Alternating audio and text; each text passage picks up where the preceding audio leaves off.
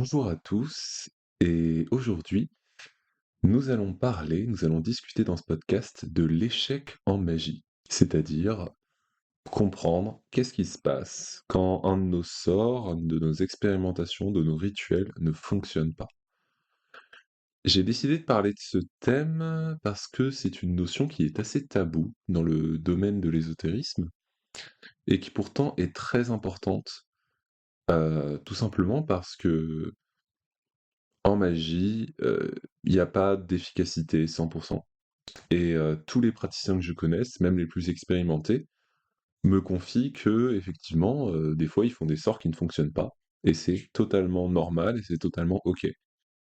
Il y a des débutants qui vont vivre assez mal, l'échec ou le fait de ne pas réussir un rituel ou de ne pas réussir un sort, de ne pas avoir les résultats escomptés et c'est assez important du coup, de prendre du recul et de lâcher prise, par rapport, à ce phénomène et pour moi, la meilleure façon d'en lâcher prise, c'est aussi de l'expliquer et de l'analyser.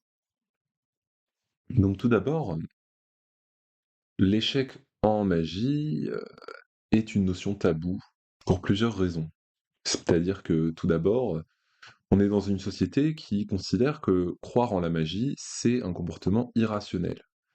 Et du coup, ça peut développer chez certaines personnes le besoin soit de se prouver à soi-même, soit de prouver aux autres que, notre croyance, notre choix de vie spirituelle n'est pas aussi irrationnel qu'il le paraît. Et donc à cause de ça, la notion d'échec, l'idée qu'on puisse avoir raté un sort est quelque chose qui peut être difficile, d'en parler. Ça peut être difficile d'en parler. On a peur par exemple qu'on nous dise: «Mais tu vois, je te l'avais dit, la magie ça n'existe pas». Donc c'est vrai que quand on parle d'échec en magie, et quand on parle de difficultés dans sa spiritualité en général, c'est vraiment important d'avoir quelqu'un qui soit respectueux et ouvert, pas forcément d'accord avec nous, c'est pas tellement la question, mais quelqu'un qui soit respectueux et avec lequel on puisse se sentir à l'aise de s'ouvrir à ces difficultés.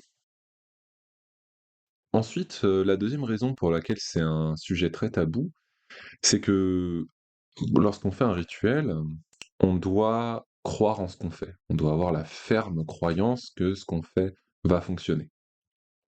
Mais en fait, j'ai plutôt la sensation qu'il faut faire ce qu'on appelle, faire une suspension d'incrédulité. C'est-à-dire, vous êtes dans le truc, vous êtes dans le rituel, et vous passez pas votre rituel à vous poser la question: «Oh mais est-ce que ce que je fais a un sens?» Et c'est important de comprendre que, ce n'est pas un péché de remettre en question, heu, votre rapport à la magie, à l'ésotérisme, aux rituels, à la sorcellerie, en dehors de vos rituels. Ça ne va pas vous bloquer, ça ne va pas vous empêcher de pratiquer, ni vous empêcher de faire de la magie. Et parfois certaines personnes pensent qu'ils doivent maintenir cet état de suspension d'incrédulité tout le temps, alors que c'est totalement faux. Et c'est même, sain, je pense, de réfléchir et de se poser sur, qu'est-ce qui nous fait douter et en quoi on croit, et quels sont nos résultats réels, plutôt que de laisser ça, finalement comme quelque chose de refoulé qui va se manifester, en rituel, par exemple. Et enfin, la troisième raison pour laquelle c'est une notion taboue, c'est qu'il y a des gens, qui vont communiquer, sur les réseaux, dans les livres et cetera, qui parfois, vont avoir envie de cacher un peu, le fait que ça leur arrive d'échouer. Soit parce qu'ils ont quelque chose à vendre, ils ont un livre à vendre, une formation à vendre, ou alors ils vendent, leur pratique en tant que pratiquant. Il y a pas de problème à vendre sa pratique, c'est pas quelque chose que je trouve problématique. Mais effectivement, ces personnes-là ne vont pas forcément avoir un intérêt à mettre l'accent sur le fait que ça leur arrive d'échouer. Pourtant, ce que je peux vous assurer, c'est que ça arrive dans tous les milieux et dans tous les niveaux, de compétences en ésotérisme. Alors évidemment, plus on avance dans le domaine de l'ésotérisme et plus on a de résultats en général, mais c'est jamais du 100 et ça, c'est vraiment important, de le comprendre.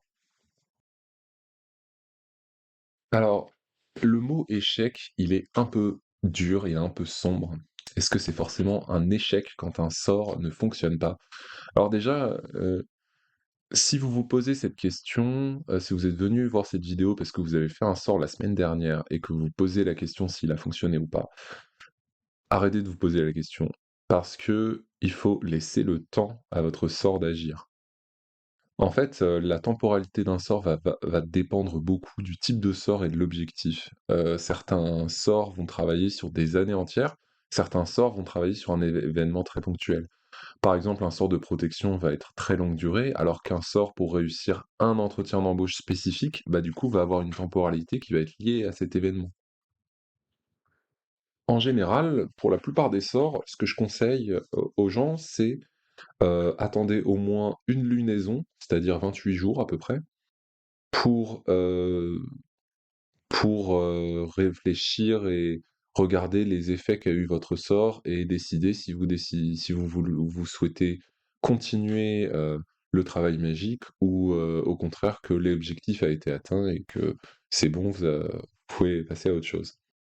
Parce que, si vous vous dites, «Ah, j'ai pas eu de résultat, en une semaine, ça veut dire que ça n'a pas marché et que j'ai fait n'importe quoi». Non, laissez le temps à votre sort d'agir.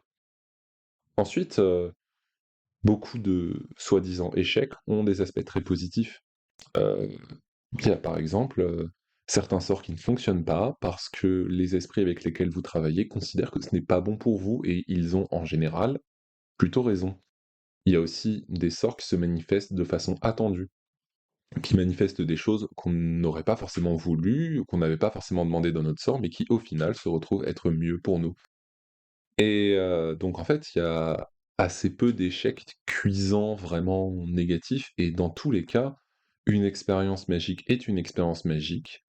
Même si on y pose un résultat lorsqu'on fait un sort par exemple, il y a aussi le fait d'avoir eu cette expérience, qu'elle va nous apporter quelque chose, que cette chose qu'elle va nous apporter n'est pas forcément ce qu'on a demandé, mais ça va nous apporter quelque chose. Et ensuite, lorsqu'on parle d'échecs, il faut bien séparer les manifestations spirituelles et les manifestations concrètes. Alors, la manifestation spirituelle, ça va être tous les effets de vos sorts qui ne sont pas dans le domaine du concret.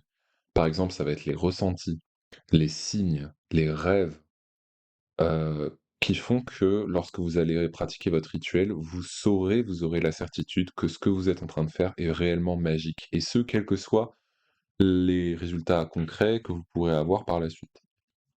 Et les manifestations concrètes vont plus être liées au choix du sort précis, du style, je fais un sort, pour trouver un boulot, je trouve effectivement un boulot, ça c'est une manifestation concrète.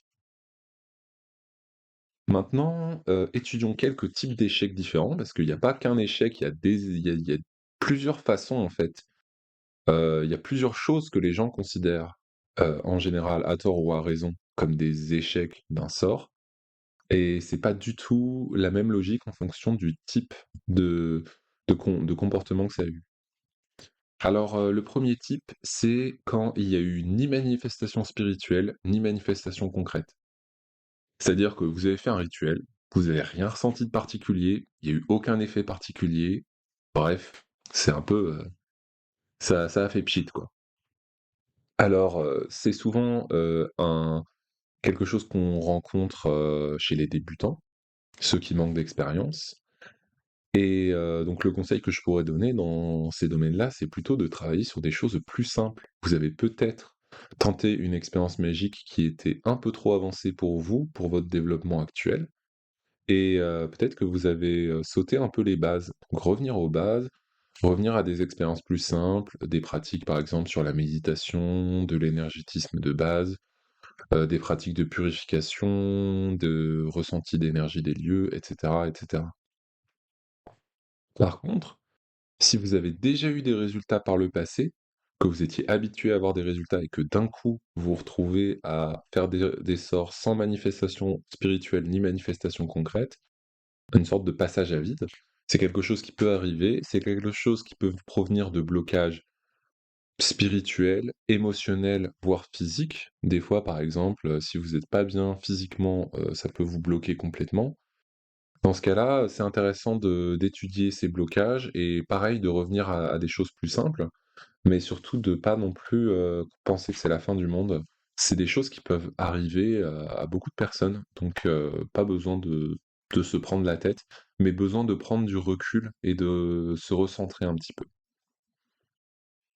Ensuite, un autre type, d'échec, c'est quand il y a eu une manifestation spirituelle, mais qu'elle s'est pas suivie de manifestations concrètes. Donc c'est-à-dire qu'il y a un blocage sur la manifestation. Alors ça peut provenir, par exemple, de l'intention. Est-ce que votre intention est vraiment claire?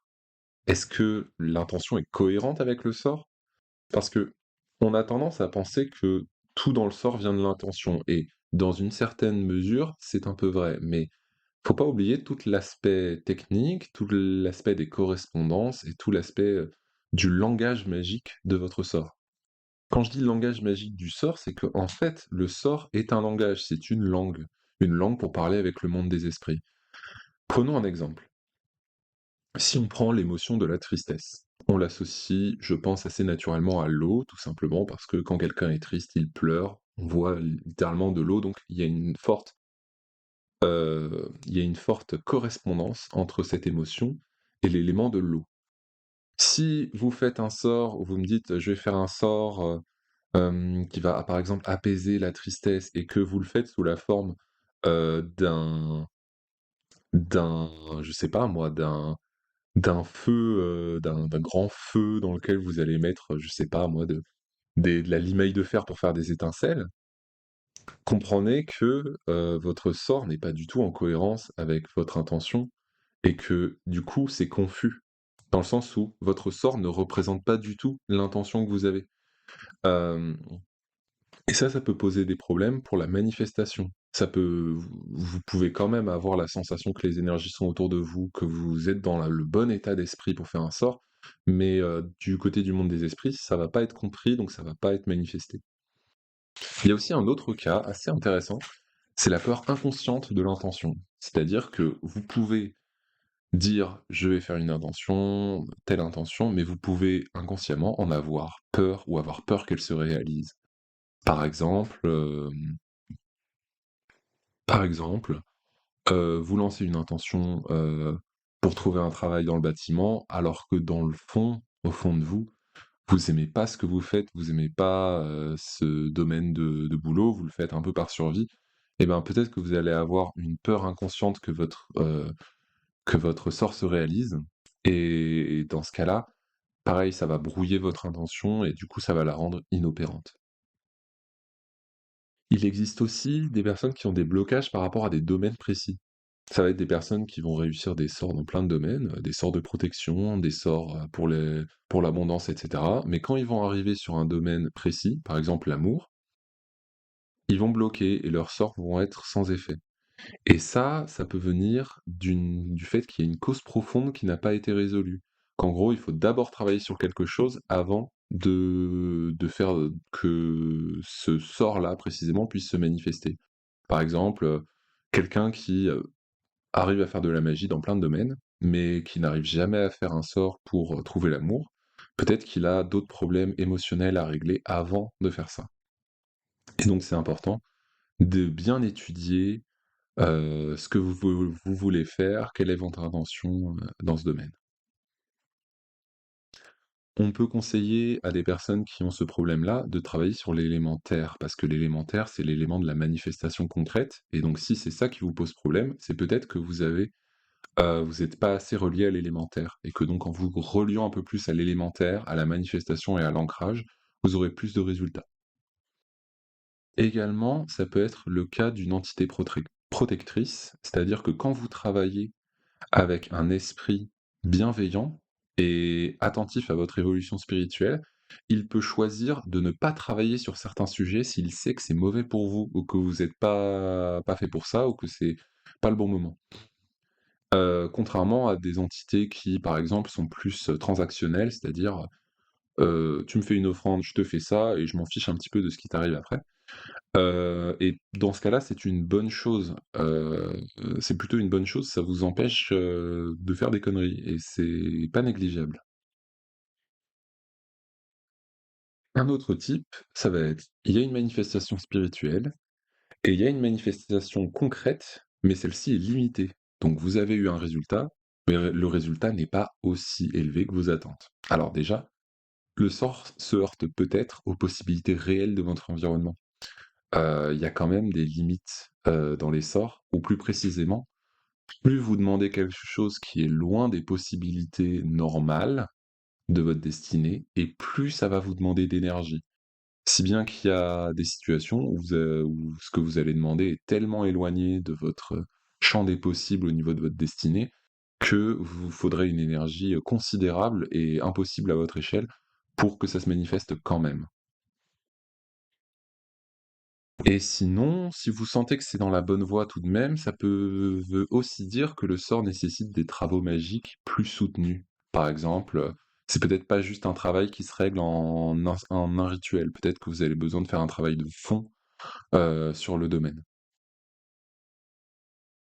Enfin, le dernier cas et le cas le plus problématique, clairement, ça va être, il y a une manifestation spirituelle, il y a des manifestations concrètes dans votre vie, mais celles-ci sont néfastes.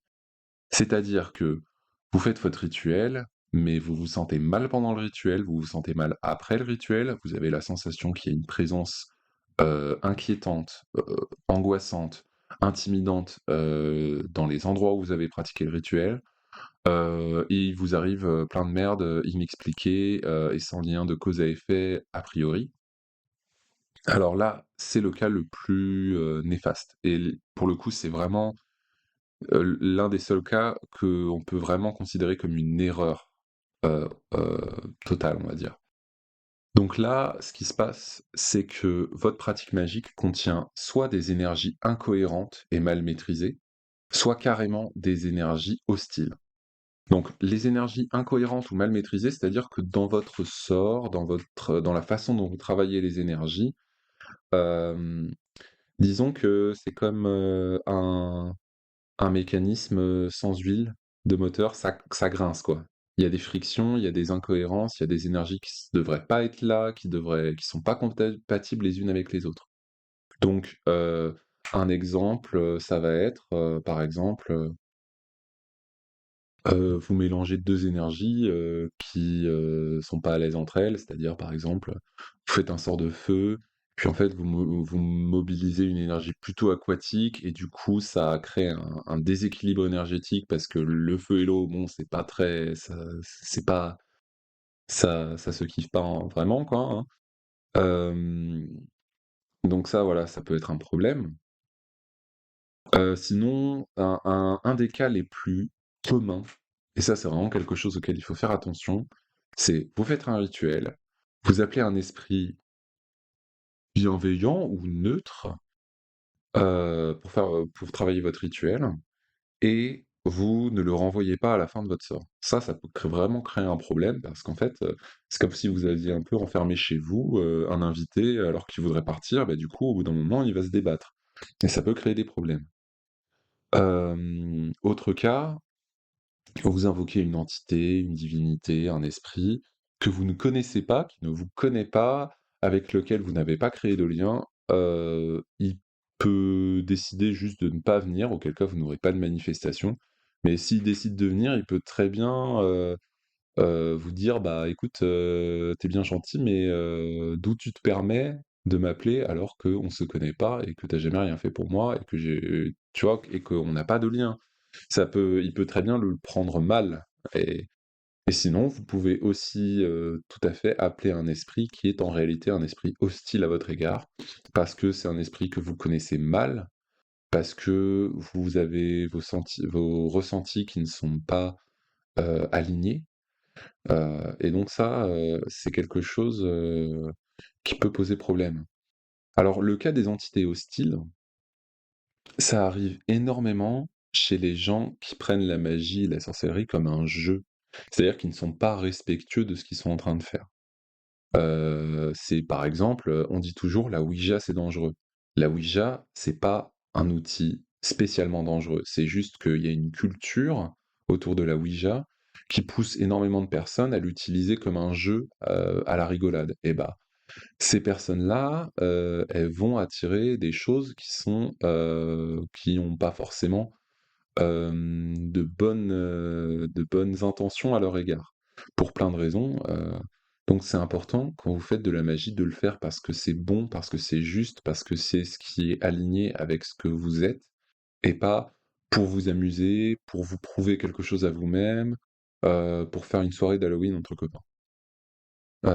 Donc si c'est quelque chose qui vous arrive, déjà vous arrêtez les pratiques, spirituelles trop poussées, les sorts, les rituels. Vous revenez aux bases, vous retravaillez les bases, vous, retravaillez la purification, la protection, vous travaillez le bien-être et la santé spirituelle en quelque sorte. Et vous faites bien attention à bien connaître les esprits, à bien connaître les énergies avec lesquelles vous travaillez. Vous faites bien attention à exercer du discernement dans votre pratique spirituelle. C'est-à-dire, c'est pas parce qu'un esprit me dit quelque chose que c'est forcément vrai, c'est pas parce que j'ai ressenti un message d'un esprit que ça vient forcément d'un esprit, que ça vient pas forcément de mon inconscient ou de ce que j'aimerais voir. C'est vraiment important de prendre du recul et d'exercer son, son discernement, comme on dit.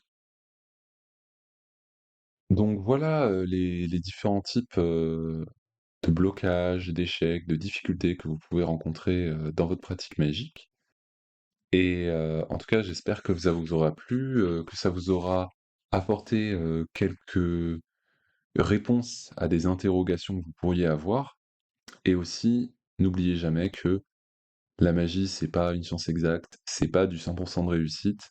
C'est normal, surtout au début, de ne pas forcément, réussir tout ce que vous entreprenez et c'est, ce qui permet d'ailleurs de comparer l'efficacité des différentes pratiques et donc d'approfondir les mystères spirituels parce que c'est aussi l'un des buts de la pratique magique. Donc en tout cas, c'est ni une mauvaise chose, c'est pas une mauvaise chose, c'est juste une expérience, qui va vous apporter quelque chose, pas forcément ce que vous vouliez au début, mais qui va vous apporter quelque chose. Si jamais vous avez des questions sur le domaine, ou que vous souhaitez partager vos expériences, n'hésitez pas à écrire un commentaire sous ce podcast et je vous dis à très bientôt pour un nouveau podcast.